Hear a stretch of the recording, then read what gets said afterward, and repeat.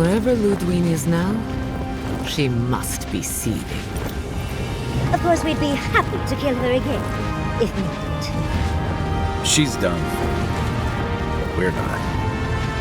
Whatever's next, we'll face it. Together. Gods, you're all gonna make me sick. But carry on.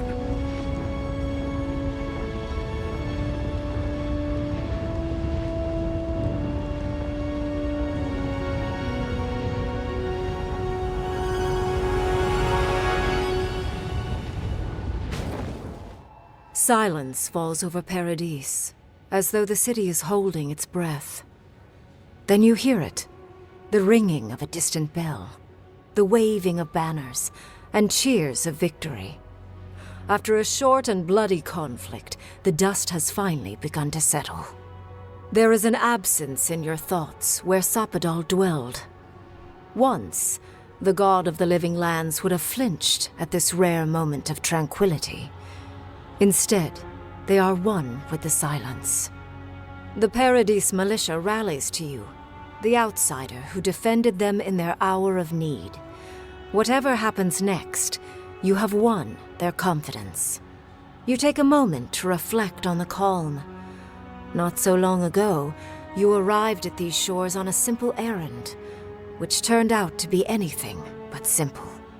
The dream scourge is over, and the island has been cleansed of plague. A time of healing and mourning follows. People look to you for answers about the source of the affliction. You tell them the truth, how the origin of the plague has been destroyed, put out of its misery, and leave it at that. Thanks to you, the living lands has escaped Aedyran oppression. The free settlements unite under a common banner and begin the fraught process of negotiating new traditions and values. The Empire withdraws. The frontier remains wild, but not for long. Fugitives no more. The rebels of Paradis return to their home and to other free settlements, bringing their skills and secrets wherever needed. For once, they have a future. The refugees of Emerald Stair find a cold welcome in the city of Paradis. Animancy is frowned upon, but their knowledge of agriculture is highly valued. The first bountiful harvest improves relations. The ashes of Fior Messiverno continue to smolder. Scavengers avoid the ruins, fearful of spirits unleashed by animancy gone awry. The once promising city is nothing but a cautionary tale. Though free, Shatterscarp is still haunted by the surviving dream thralls after the destruction of Naku Kubel. The routine hunt for the remaining monsters becomes part of Thirdborn's everyday life, another chore atop a hardscrabble existence with few comforts. The youthful make a game of the hunt, retrieving artifacts from the dead to return to those they left behind. With Solace Keep destroyed, the Pargrunen take their first steps into a world their ancestors once roamed at will. For some, this is the adventure of a lifetime. For others, the new freedom is terrifying, and they rush to build fledgling settlements.